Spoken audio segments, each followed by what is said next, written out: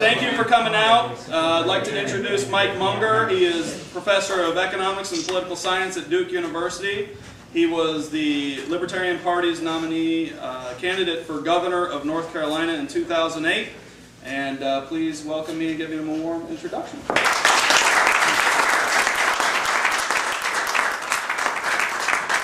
Well, thanks so much for having me. I've been looking forward to this. I have some things that I'm going to say, and I expect I'll learn some things from you. When a professor says that he's going to be brief, you probably shouldn't believe him, but I really am going to do my best to try to be brief. The tie I'm wearing tonight, it's sort of an old-looking tie, and that's right. This actually belonged to Harry Brown, who, when he died in Roxborough, North Carolina, they gave away a lot of his stuff, and then we had an auction to try to raise money. So when I wear this tie, I actually feel a little bit intimidated. He was so great at explaining things, and the leadership that he had for the Libertarian Party makes it feel a little odd to wear it, but I'm going to wear it proudly. My mom and my mom's family are from Seymour and then New Albany here in Indiana. My dad lived in Bloomington for the last 10 years of his life, so this is a little bit like coming home for me. So when I read the newspaper here, I do feel a little more connected to local news. And I read this morning that Jim Tomes, I believe he's the Senator Pro Tem, he's from District 49 down in southwest Indiana in Blairsville, Republican state senator, had gotten tired of driving all the way over on 64 and then driving up on 65, and so he was taking local roads. And so it was driving up Indiana 57 through Petersburg and then Washington, and those of you who know that part of the state know it's not very speedy, not a very speedy way to drive. So Senator Tomes was kind of tired, and he noticed this sign over on the left that said, "Republican puppies, $100. So he stopped, and I'd like to hear about that. We might want a dog. They had the cutest little puppies. Their eyes were all closed, and they were pretty small. But the guy said he would be willing to take a $100 deposit, and then Senator Tomes could come back in a week and pick up the puppies. They needed to be a little older before he could get them. Well, he found that driving that back way wasn't that easy. So it was 3 weeks before he got back. But he's driving back and he sees the sign, but this time it says, "Libertarian puppies for sale." So he pulls in, he's already spent $100, he's really angry, and says, "I was going to buy Republican puppies, I gave you the money, now you say they're Libertarian puppies, what changed in 3 weeks?" And he said, "Senator, look, I'm sorry, at some point they opened their eyes." I do want to thank Mark Rutherford and Chris Spangle for having made it possible for me to have run back in 2008, so I want to thank Atlas, and I want to thank the Libertarian Party of Indiana for letting me be here today. When I was running in 2008, it was not easy to run in North Carolina as a third-party candidate because of the ballot access problems that we have. We had to raise about $250,000 in money and volunteer time in order even to get on the ballot, which meant that the third-party candidate arrives breathless at the starting line, even if they have a cell phone. So you arrive breathless at the starting line because the other two candidates are ready to run a race, and you've already had to run a marathon. This is a story I've told a few people, but to give you a hint of the way that third parties are conceived in North Carolina, and the reason that I appreciated the support of Atlas so much. We had a meeting with, I won't say her name, but she was the executive director of the State Board of Elections. And we had a 10 o'clock meeting with her, and we were supposed to go through the problems that we were having, even though we'd been on the ballot, even though we'd gotten on the ballot. We could not get the counties to list our candidates on the individual county ballots, which obviously is a problem. You can be on the ballot in some abstract sense, but they wouldn't list us. And registration forms, they wouldn't reprint registration forms that had us listed as a party. So we had a meeting at 10 o'clock with the executive director of the State Board of Elections, and at 10:18 she finally came in and stood at the head of the table, didn't sit down. We had our attorney and 4 operatives from the party. She stood at the head of the table and said, "Now I hope you all understand, I have a real meeting at 10:30. And she left at 10:30 too. She was there for 12 minutes, didn't answer any of our questions. Nonetheless, I was able to get more than 2%, and we didn't have to go through that process of getting 100,000 signatures again. I got 2.8% in the 2008 election. And now we're part of the oppressor class. We've got our boot heels squarely on the necks. Voters of North Carolina, we're keeping the Greens out. We're actually trying to sponsor, to help get legislation through so that the Greens also can become a party on the ballot. Part of the reason for that is it's just fun to watch them, of course. But they're having a lot of trouble with the signatures because being social democrats, they think the government should get the signatures for them.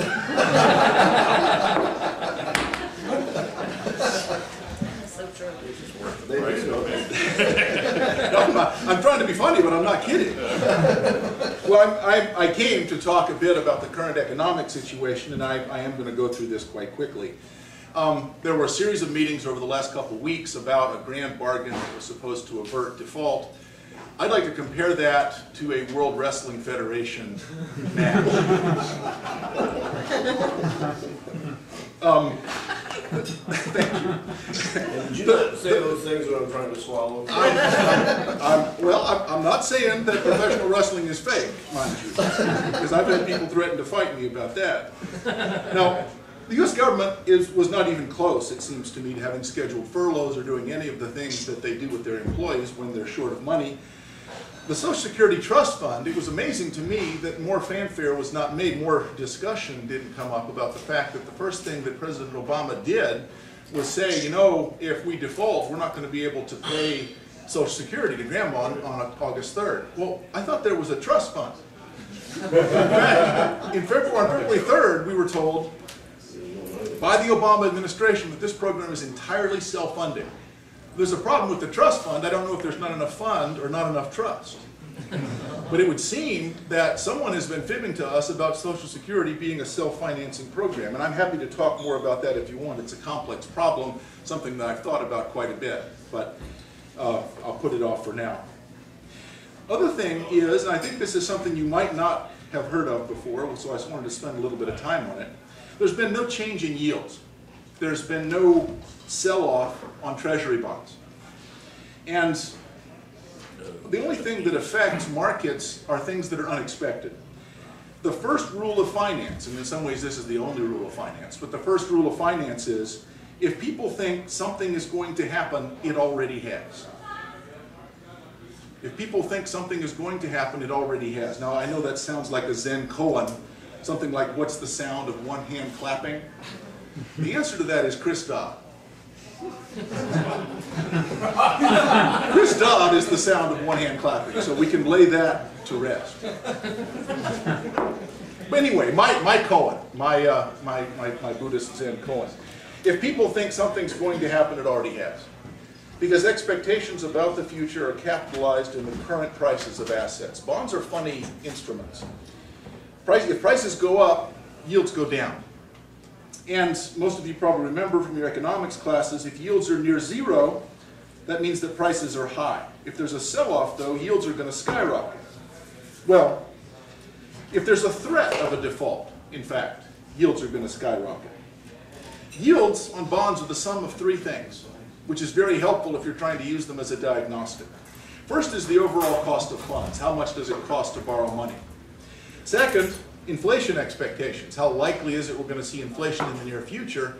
And holding those two things constant, it's the threat of default. So junk bonds are higher than corporate bonds or higher than treasury bonds because the risk of default should be progressively falling. Now the president, and in some ways the Republican Congress, the Republican House, the Democratic Senate, have been saying the sky is falling, there's going to be a default. Well, if there were, then you would see that in the term structure of interest rates. And in the handout that I gave you, you'll see the term structure of interest rates. And you may never have thought about the term structure of interest rates before, but it's a tremendous diagnostic tool, better than the Ouija board that most economists use. So you look at that term structure, and those are the interest rates that range from 1 month out to 30 years. Range from 1 month out to 30 years. And the top row was January 3rd. Notice that the highest that it got to was 4.39% for 30-year bonds. And for 1 month bonds, they were 11 basis points, 0.11. How about July 15th? Well, July 15th, all across the board, from 1 month to 30 years, they've fallen by 10 basis points or more. Fallen. Now remember, interest rates are the sum of three things. Cost of money hadn't changed. Inflation expectations, well, we're not expecting deflation. What is the expectation of default that's built into this? There was none. It was professional wrestling. It was fake. And what I want to ask is some of what you might think, but I'm going to give my own speculation about why it was that it was so important to go through that elaborate fakery. For your information, if a term structure is sharply upward sloping, that is, the longer the term, the higher the interest rate, that means inflation expectation. So if this went up to 10 or 12%, I find it amazing. People will loan money at 4% for 30 years. There's not going to be any inflation for 30 years. Who believes that? Everyone who buys and sells bonds believes it. I don't believe it. I've been predicting inflation for 2 years. In fact, I predicted 11 of the last 4 inflations. I don't understand why there is not more obvious measured inflation. Now, it might be that the measurements are off. But nonetheless, I don't think that the term structure measurements are off. There actually is something about expected inflation that's not happening here. Well, if the term structure is flat, and this is relatively flat, it means there's no expectations of inflation or default. And if the term structure is downward sloping, that means that markets are predicting deflation. We're not seeing that. So the claims that the Federal Reserve needs to have Queen Elizabeth II, well, quantitative easing II, the big ship that comes out and sells a lot of bonds, sells a lot of money, buys up bonds. There's no inflation, no deflation expectations either. Well, so why is it so flat? And I tried to think who were the 2 most famous professional wrestlers in Indiana history. And I consulted Rob Kendall, a sports authority about Indiana, a multimedia conglomerate mogul, and the two answers that I came up with were Dick the Bruiser, Atlas, right here from Indianapolis, and Ultimate Warrior, who was actually from Crawfordsville, so maybe y'all don't want to claim him, but he pinned Hulk Hogan in WrestleMania 6. So, no, there you go. Well, so this was in the 90s, actually. So the way that this works is, President Obama is saying, hold me back! Oh, no, seriously, hold me back. I'm going to go out there and get them. I'm going to go out there and kick their butts. We're going to cut spending. My people don't want it, but I'm going to do it. Hold me back. And the Republicans, they're going to get rid of tax loopholes, and they're going to cut military spending. They're going to do all the things that they need to do in order to balance the budget, except hold me back. So now they tried their best. They failed. They hit each other with fake aluminum chairs. Fake blood spurted from their foreheads. Now they're going to have another they're going to have another short-term deal. And why? What enables them to continue to bribe us with our own money? What is it? What is the essential problem with the American economic system as it is filtered through our political system? I had a chance to sit with Erskine Bowles at a UNC basketball game. I've known Erskine for a while, and he had an extra ticket, so he called me up. And he was on the President's Budget Commission that made recommendations that the President immediately ignored. And I actually thought a number of those recommendations were probably quite useful. But in asking him why it was that they were so useful, kind of confirmed my view that I've written about, that there's 2 essential myths that motivate much of American economic policy. And that's how it is that parties have come up with a solution that says, we really care about deficits. We really care about deficits. And everything except spending cuts and tax increases are on the table. Everything else we'll consider. Now, there are a lot of libertarians that aren't that worried about the prospect of default. In fact, since what default would cause is the U.S. government couldn't borrow money, say, maybe that's okay. It's not the worst thing in the world. That's a pretty bad thing, in fact. We would be world financial collapse. And again, it probably means the end of the dollar as a world currency, so maybe that's something that you think is okay. let's think about why it is that we're coming that close to something that a lot of people don't actually want. My answer is, the U.S. policy is daft. I actually write for Rush Limbaugh, and I've gotten him to use this a couple times. U.S. policy is daft, which is sort of an obscure English word that means crazy. Except it stands for, deficits are future taxes. Deficits are future taxes. So did the Republicans cut our taxes? No. Did the Democrats have effective spending cuts? Both of them, what they did was, they managed to bribe us with our own money. What myth allowed them to do that? Well, let's think. First one, the most important one from the Democrats' perspective, is the Keynesian multiplier, where you get something for nothing. You spend $1, you get back $3.50. What a great thing to do.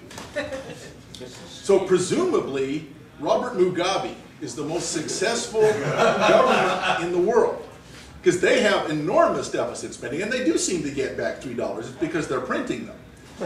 That's why they have a $100 trillion note. So that might be what lies in our future if we continue to pursue that path. But what is it? What really can we say about the multiplier? Well, empirically, real estimates of the multiplier are all that they're less than 1, and maybe that they're as small as 0.4. That is, for each dollar that the government spends, we get 40 cents in growth. Well, that's not that good a deal. Why is it that we do that? The Democrats have somehow managed to separate in our minds what it is that government is supposed to do, which is provide sufficient services to secure our liberties and our rights, and allow us within that framework to prosper, to make our own choices. Until what we expect government, and I blame voters for this, what voters want is for the government to produce jobs, as if it were a job-producing factory. And in fact, when politicians say idiotic things like, we're not producing enough jobs, well, we need to produce more. It's actually, the panic that has been created by the government is like a fireman lighting a fire and then claiming credit for putting it out. Now, in some sense, yes, the fireman did put it out. But since it was lit by him in the first place, that seems like a mistake. I'd like to try to popularize a new saying. You may know the saying, jumping the shark, when Fonzie jumped over the shark, and that means the television show has outlived its usefulness. I'd like to propose a new saying for a pundit who has outlived his usefulness, and I'm going to call it jumping the Krugman. So when a smart person starts writing things that he actually knows objectively to be false in service of an ideological agenda, we can say that it's jumping the Krugman. Well, this is jumping the Krugman. Essentially, the Democrats would like to convince us that our dog owns our house, because the government provides security, which means that all the profits and property that you have are actually contingent on the government being there. And so any tax that they levy against that is justified. Well, if I want security for my house, I go out and buy a dog. It doesn't occur to me, though, that my dog owns my house. In fact, he usually has to stay outside. He certainly doesn't get to use the bathroom. He's got to poop outside. Why in the world would you think that your dog owns your house? Well, the answer is the multiplier. Because when they think the economy is going downhill, they can spend extra money and create jobs by magic because we get a $3.50 return. Let's think for a moment about jobs. I was in a rap video that some of you have seen. One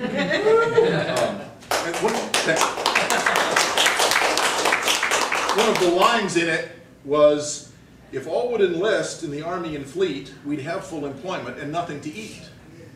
So the point is that jobs are not something government creates. The Army and Fleet are something that allows the rest of us to have jobs that actually do produce something. The point of an economy and a government, therefore, is not to create jobs. They're a means to an end, not an end in itself. So an economy that produces jobs is really just a politically convenient fiction. If you take money away from the people who've earned it and create new government jobs, you've done two things.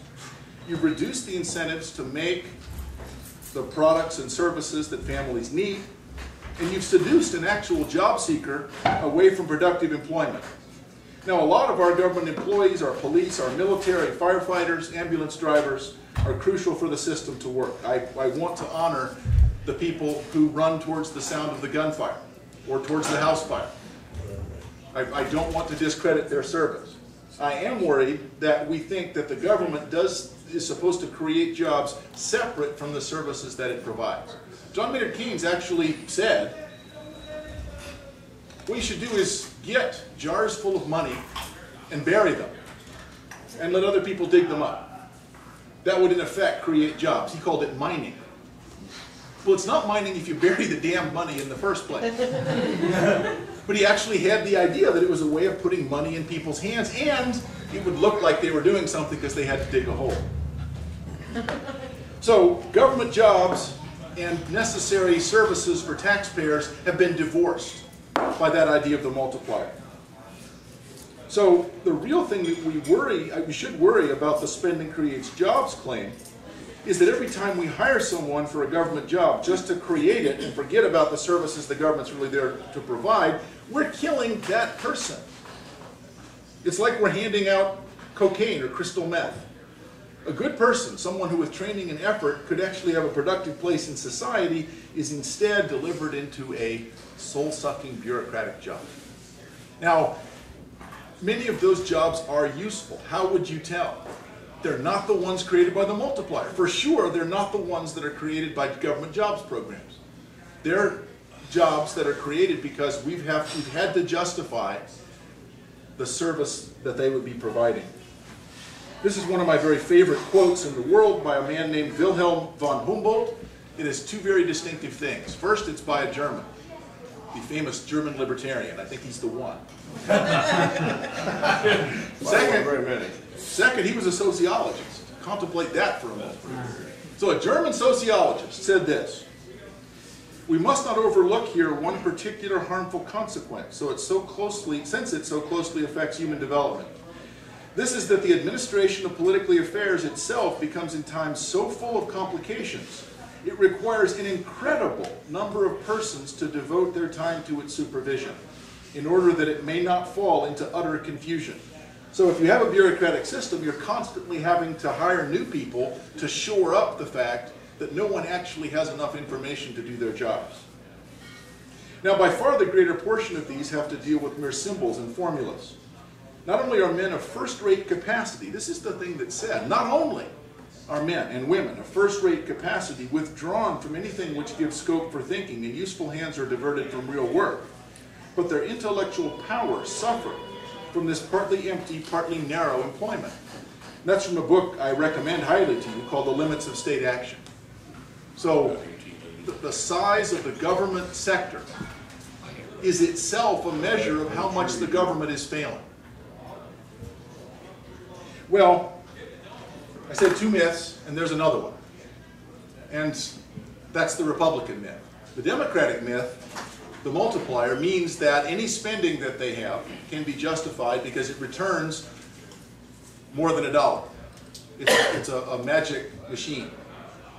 And not surprisingly, there are many interest groups that depend on that and will defend that perspective. Republican myth is it doesn't matter what the question is, the answer is cut taxes. We have a surplus, we can cut taxes. We have a deficit, we can cut taxes. The problem is they never cut spending. If they would actually cut spending, I'm a fan of tax cuts. I'm a fan of smaller government sector. The problem is our policy is daft. Deficits are future taxes. Taxes have gone up more in the past 10 years than ever in American history, if you think deficits are future taxes.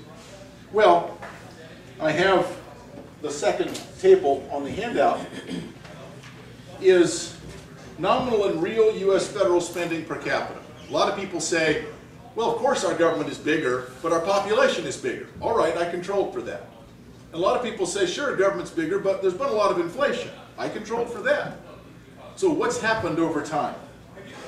Well, in 1970, our government spent $1,000 per person. In 2010, our government spends $12,300 per person. Now, the bottom row there controls for inflation. So in 2010 dollars, 1970, that was $5,500. 2010, $12,300. It's more than double. Why is it that people are more than twice as needy now? Controlling for population and controlling for inflation. Why is it that we have allowed that to happen? Well, for a while, it seemed like maybe the Republicans were fighting against that. Sure, maybe all they want to do is cut taxes, but surely they've kept spending down, right? Thanks for playing, but no. Maybe we have some prizes for them. Well, in 1970, as I said, it was 5,500. 1980 was 6,800. Now, I don't know what you call the 1970s in terms of partisanship. Is that a Democrat or Republican? Hard to know. How about 1980s, though? 1980s are clearly a Republican decade. But spending per capita went from 6,800 to 8,300. It went up by 30%. Between 1990 and 2000, it stayed constant at 8,300. We have had one conservative president over this whole period. His name was Clinton. This isn't even talking about tax increases. I mean, some people say, okay, the reason that Clinton was able to balance the budget was tax increases. In a way, I suppose that's true. Spending was constant.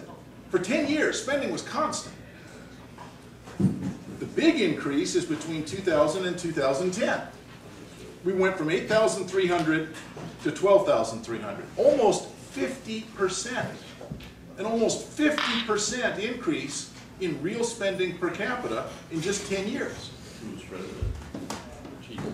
The president was George W. Bush from 2000 to 2008, and then some other guy for the last 2 years. Actually, really just the last 1 year. When you think of these as being budgets, these are still George W. Bush budgets. Well, why? What happened? It turns out that the two state-sponsored parties, the cartel that runs our politics, figured out a way to stop fighting. It's just the World Wrestling Federation. It's professional wrestling. I will not cut spending. Spending must increase at all costs. Okay. We're going to cut taxes no matter what it does to the deficit. Okay. They both won. And the sheepish voters kept lining up and voting for the particular guy that they cared about. Ultimate Warrior, yes, I love that guy. I'll vote for him. Like an action figure? Well, I mean, maybe it's really fake, but Jesse Ventura. he's a funny guy. Well, we have allowed them to make a deal where one side gets to have spending increases forever and buy voters that way. The other has fake tax increase, tax cuts forever and buy votes that way.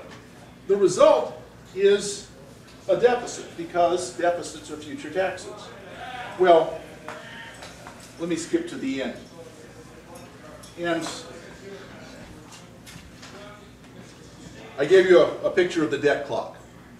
So on the handout, there's a picture of the debt clock. Some of you have probably seen that before. This one doesn't move like the one on the internet. Mine is. No more beer. There's something here I bet you haven't seen before that is really disturbing. Now, the problem that we have, and the reason that we jumped the Krugman, was that a lot of people would say, why was it that the U.S. has not recovered from its problems with unemployment? Was it because the stimulus didn't work? No, it's because we didn't do it enough. Well, suppose it's 1820. Your daughter has a very high fever. You call the doctor comes and says, she's got a very high fever, I'm a doctor. So he does what doctors do in 1820. He opens a small hole in her wrist and bleeds her. He takes half a pint of blood. Her fever does not abate. He comes back 2 hours later and takes another half pint of blood. Her fever does not abate. Next morning, he comes back and takes another half pint of blood. Her fever does not abate.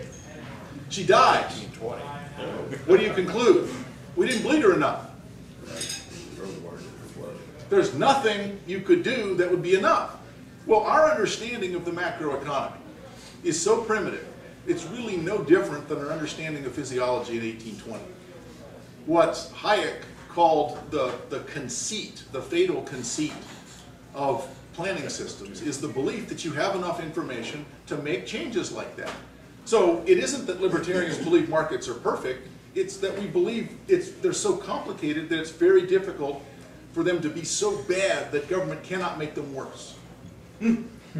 Well, if you say that the thing was we didn't spend enough, We didn't bleed our daughter enough this time. We didn't spend enough on stimulus.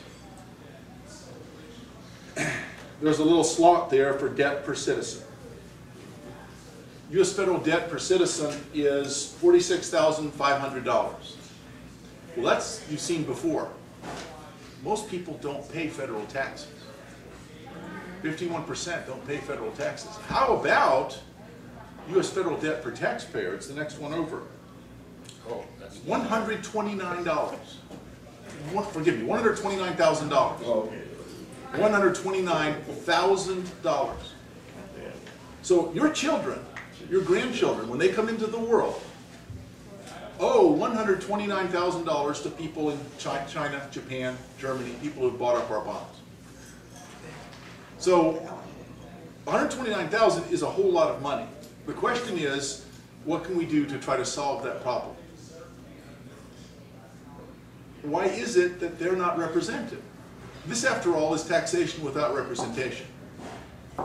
The young, the people who in many cases haven't been born that are going to have to pay this, are the ones that we're borrowing from. We're not really borrowing from the Chinese. We're borrowing from our own future. Well, the reason that I claim that our government is engaging in something that really is just professional wrestling is there's three things that they would have to do. And unless they do these three things, I don't see any way that you can say they're seriously trying to wrestle with the problems of the debt. First is to cut military spending by at least 15%, and that's just a starter. It's unimaginable that we can begin to solve this problem by having higher taxes on corporate jets. That solution was clearly just a sort of class warfare attempt by the Democrats to say, no, rich people need to pay more. Well, we need to spend less on the military. Second, we need to spend less on Social Security. We need to solve the problem of Social Security. Then I said I would come back to it. Let me say just a minute or two about it. Suppose you had a private company that was in charge of funding pensions. What would be your investment strategy? Well, you might invest in stocks, but that's a little bit risky. Suppose you wanted something really, really safe. What would you invest in? Maybe U.S. Treasury securities. There's very little chance that they will default. Well, that's what the Social Security Trust Fund has done. Problem is, they've loaned it to themselves. Now, it is true that the Social Security Trust Fund could start to sell off those bonds. That's the reason that what President Obama said about not sending out Social Security checks is so outrageous. They actually have an enormous amount of bonds in the trust fund, and they could sell them. But if they started selling them, it would reduce all of the great good that was done by quantitative easing. Because if you sell bonds, you're taking in cash. And so it would reduce the money supply. But Social Security isn't insolvent if you think of it in normal terms. It's only insolvent if you think of it as something the government does. But it is something the government does. The analogy that people have made to a private company is just wrong. Well, and the third is some kind of tax reform. A lot of you have, some of you may have come into the libertarian movement in some ways through Neil Bortz and know about the fair tax reform that he has proposed. The only way I know of that we could start to solve the problem of tax reform is to have lower rates and a lot fewer deductions.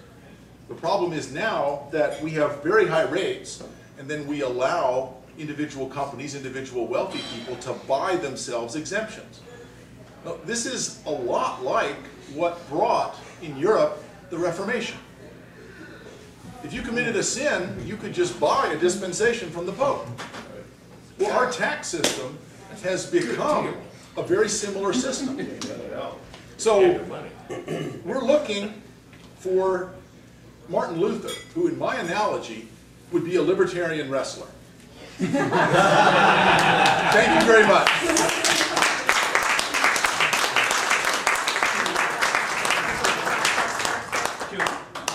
All right, we'll take questions and answers now, yeah? Well, I didn't say anything about questions. Answer? No, just questions. Just questions. If they actually sold the bonds that were held by the trust fund, they wouldn't necessarily be bought by people in our country. Therefore, our money supply might not diminish very much at all. Because as I was telling my friend Mike here, the foreigners that purchase our treasury obligations do not pay income tax on the interest. There was a little change that Andy Jacobs Jr. told me about 10 years ago. He said, you know, those guys, it's like tax-free municipals for them. As far as that change, they pay like we would pay. Bond interest, it's income, but it's not to foreign purchasers. That's why they own so much of our debt. We're not buying that stuff. The low, it's too low. So what your point on money supply might not actually follow. Well, I'm trying to think of an explanation for why. I'm trying to defend your president. So remember, my explanation, I know you're a fan. So my explanation, my question was, why would it be that we would not just sell bonds? Why would he lie and say we're not going to be able to send out Social Security checks? Well, he's saying he's a liar. Well, he's usually a little bit better than that. That was pretty transparent. There's actually no chance of default on Social Security for at least a decade. The problem is that we would be selling off a lot of the seed corn. You had a question, sir? Well, you know, Social Security is one issue, but Medicare is one program that will bankrupt this country. So what should we do about Medicare? I guess my answer, I don't know if it'll be controversial or not. This is a libertarian audience. My father died of congestive heart failure. The last 2 years of his life, he spent $200,000 of Medicare. Did not really improve the quality of his life very much. I don't know how long he would have lived, probably about the same. But 2 days before he died, he was in Florida. It was decided that they needed to fly him back to his home hospital, which was in Bloomington. And so Medicare paid 80% of a Learjet with a doctor and a nurse. Now, my father was very happy to get back to Bloomington, but he died 2 days later. So when I say, and it sounds harsh, I would say $100,000 lifetime for Medicare, which is less than half of the average that what people spend now. And you get to decide. So we'd have to cut it by at least 50% and put people more in charge, so a voucher system. Now, the reason that I think a lot of libertarians would object to that is they say, well, it's a government program, we should just get rid of it. I've written a couple of papers recently where I've tried to distinguish between destination libertarians and direction libertarians. Destination libertarians are those who say, if it doesn't satisfy the destination I have in mind, we have to get rid of all of it. Whereas direction libertarians say, if it reduces the size of government and increases personal liberty, it's a step in the right direction. So for Medicare, what I would do is say $100,000 maximum. And beyond that, and for so many people who are 85, 90 years old, we're spending other people's money that they would not spend themselves. My father, there's no way he would have paid for that. He'd never been in a Learjet before. And the thing he was worried about was, we're not paying for this, are we? Yes, sir. Well, it's a known fact that 40% of the money of the entire Medicare budget is spent on people who are in the last 6 months of their lives. They're going nowhere but the funeral home. They're not going back to productive life, and there's an enormous amount of money spent on people who are hurt. Exactly what you're saying. Yeah. And that's, trying to get somebody to talk about that's impossible. Well, maybe you say something like that and you just hate people. Right. But so, it's true. Death panels. Calling for death panels. The problem with being an economist is that I think, as a moral matter, the infant mortality rate should not be zero. Because for us to spend enough to get the infant mortality rate to zero, we'd be giving up a lot of other stuff. Resources have opportunity costs. So if you want to spend something on it, that's great. But forcing young people to spend 40% on the last 6 months of life, it doesn't even help them. What it really does is contribute to the growth of the medical industrial complex. You know how many hospitals would go out of business if you quit doing that? I mean, it's big business. I'm a doctor. I saw a patient today. His mother was on a respirator for a year. And they said, do you want to unplug her? They said, well, we don't really feel comfortable doing that. We're not against it, but they wouldn't do it. So she spent a year on a respirator in a hospital. It must have cost hundreds of thousands of dollars. Yes. And For absolutely nothing. not very great. Isn't This. that the biggest case for not having government involved in this, is exactly what you're saying? Because as an individual, I should be able to choose, if I want to prolong my life with my own money, I should be able to. If you had a really straight out market health care without the insurance regulations, without Medicaid. It's just politically impossible. I'm a directionalist. You're right, it is. And since it's politically impossible, this would be a step that would make things really substantially better. The counter argument is, it might make the program financially viable, and as it stands, we face the apocalypse, and there's a lot of libertarians that think, okay, good, because then after the revolution, things will all be better. I'm not so sure about the revolution, but I want to credit that view. Yes, sir.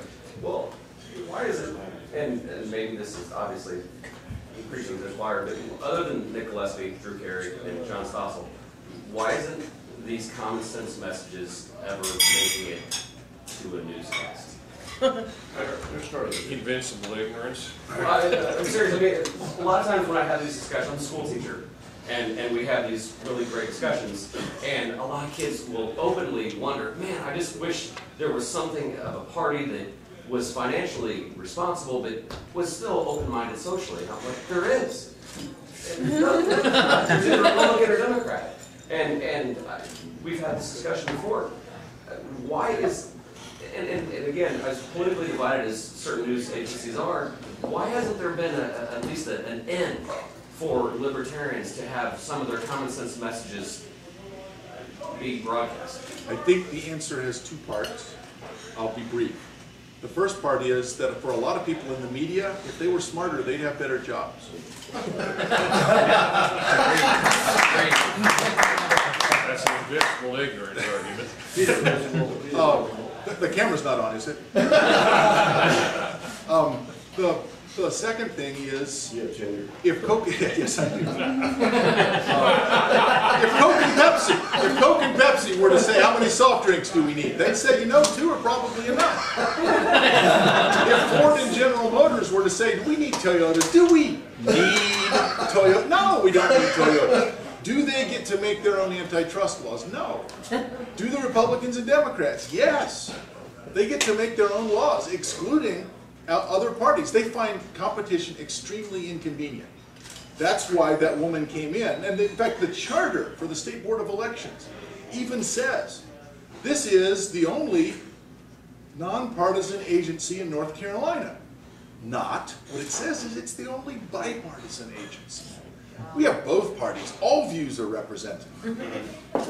Why wouldn't the Board of Elections be nonpartisan? Well, the answer is it's bipartisan. And as long as the State Board of Elections in state after state is bipartisan, Coke and Pepsi don't think we need any more soft drinks. So the media takes sides. And there's no question what most of them are on. And for some reason, voters allow the Republicans and Democrats to cartelize the system. So I think those two things working together mean that the other voice aren't there. On the other hand, there's quite a few people here who came out on a really hot night when Survivor was probably on, and you could be watching that. And you're here instead. I get a fair amount of chances to talk to groups of people who, a lot of them will say, that's really interesting, I haven't heard that before. Yes, sir. You're an economics professor, you can probably give me a pretty good theory here. How do you think the European meltdown, as far as the financial meltdown, like almost every single country over there, is going to directly affect the United States? That really was the punchline for the joke that I tried to set up earlier, and I'm glad you asked.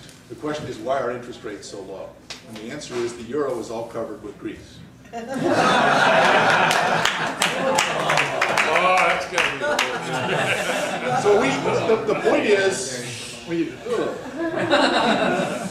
have a brief window, because as big idiots as we are, they're even bigger idiots. So we have a brief window where there's a flight to quality, and that's always relative. People are willing to hold dollar-denominated assets and even hold dollar-denominated U.S. sovereign debt. Because sovereign debt in many places in the European Union is just toxic, and it's not clear whether it's going to metastasize. It may well metastasize into other countries. I spent much of the early part of the summer, about a month in Germany. The question in Germany is not, should Greece leave the EU? The question is, should Germany leave the EU? Exactly. Why would they stay and be patsies? Well, if some candidate raises that question, it's not clear what would happen. They might well. They'll leave. They should. Yeah, Germany and maybe France should leave, and then that's the end. that's it. Well, people ask, what was the analogy to the European Union? It's the first time that a group of sovereign nations have ever tried to form a new nation. And I tried to, well, there's the U.S. Until, after all, 1860, the United States was called these United States. And in fact, under the Articles of Confederation, people said, the United States in Congress assembled. The name of the country was the United States in Congress assembled. They were separate countries. When they assembled in Congress, they were like the European Union, though. Well, it didn't work out very well, and right or wrong, we created 1787 through 1791, a new constitution that put a lot more federal powers, and because of Alexander Hamilton, something like a national bank and a national currency. Well, the European Union tried to have it both ways. They have an Articles of Confederation system, but a constitution monetary system. And so the pigs, Portugal, Ireland, and pigs, I guess. So because it's Portugal, Ireland, and Italy, and Greece and Spain, all are sucking down the benefits. So surely Europe, something's going to happen. Either they're going to get their act together, or Germany and France are going to bail. And if that happens, there's going to be some other currency that people are going to be willing to hold. And we're going to be shit out of luck, because our interest rates are going to skyrocket. And they may be real interest rates skyrocketing, not because of inflation, because of default risk. That's very reasonable. So I apologize for getting here late, but I thought it so important that I came anyway, at risk of being embarrassed in front of all of my good friends.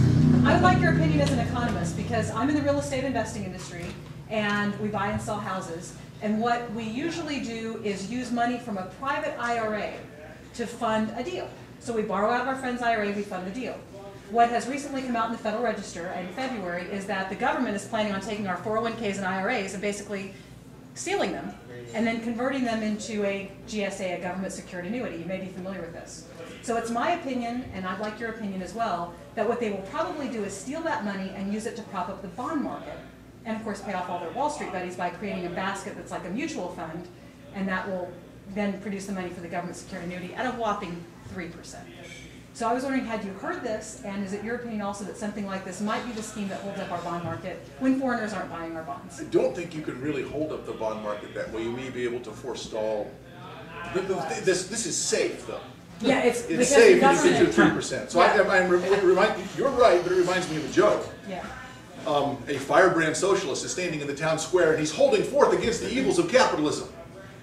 And he says, "Come the revolution, you will all have milk and honey," or a 3% rate of return. Exactly. And the guy in the back goes, "Oh, not bad." What? What did you say? And they push the guy forward. He's meek and what did you say? Well, I said I don't like milk and honey. Oh, come the revolution, you will like milk. So you'll like your 3% rate of return because you are a public-spirited person. Your dog should own your house. You missed that part. Yeah. But since we're all in this together, and all wealth really is a product of the creation of the society and the protection of the government, then you should be happy to get a chance to contribute to the society, which to me is like saying your dog should own your house. Right. One more question. As someone on the cusp of the youth revolution toward libertarianism, I've noticed that a lot of my peers and a lot of young adults are very destination libertarianists. They lean toward that. And I was wondering, how do you make them understand that maybe we should be going more in a directionalist way? A lot of people that take such a hard line on there should be no government, there should be, no government programs. And these are the kids I'm working with are trying to, actually make a movement. It's really hard to get people excited about incremental gains. What's more exciting is the idea that we can have a revolution and change the world. So we need both. The problem is that the people who want big changes right away are, well, my name for them is ex-libertarians. Because after 5 years, they didn't have any impact, and they're very unhappy. all of us know people who for a few years were very excited, we're going to change things, we're going to get rid of all these government programs. And they go to talk to people and they go, oh, no, that's not what I want. Whereas if you say politically, this might actually be possible and make everyone better off, then you might be able to accomplish it. But I've been at the last 2 Libertarian National Conventions, and it was striking to me at the divide between those people who wanted to talk about political issues and things that we might accomplish, and the others who wanted to know whether or not individuals should be able to own nuclear weapons. I would be responsible. I didn't mean to start that. I'm sorry. I'm sorry. I want my First Amendment rights. Well, And the H-bomb fits my bill. we ought to have settle. We ought to have. You remember Mrs. Munger's class, the Saturday morning cartoon, Mrs. Munger's class? She would say that. Settle. I think she was from Indiana. You should have to have 8 beers before you talk about nuclear weapons. For the first 7 beers, you should talk about actual policy things that you're going to try to accomplish, people that you're personally going to try to mobilize and inform and get to vote that way. So the 8th beer, great, we'll talk about it.